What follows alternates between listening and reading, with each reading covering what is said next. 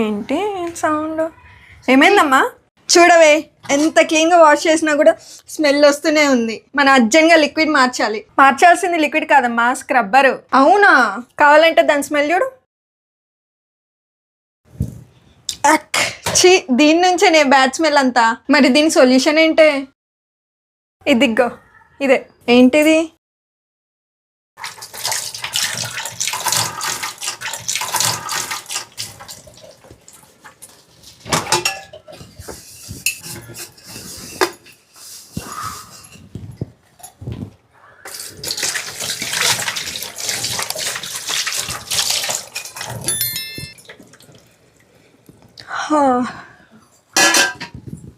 ఇది double layer steel scrubber. రెగ్యులర్గా మనం వాడే స్క్రబ్బర్ వల్ల మన బౌల్స్కి కొన్ని స్క్రాచెస్ అనేవి పడుతూ ఉంటాయి కదా. సో ఇది యూస్ చేస్తే అలాంటివి ఏం పడవు. ఇది యూస్ చేయడం వల్ల స్మెల్ కూడా ఉండదు. దీని పని అయిపోయాక మనం దీన్ని ఈజీగా వాష్ చేసుకొని ఆరబెట్టేయచ్చు. దీని లింక్ కావాలనుకుంటే వీడియో లైక్ చేసి కామెంట్ చేయండి.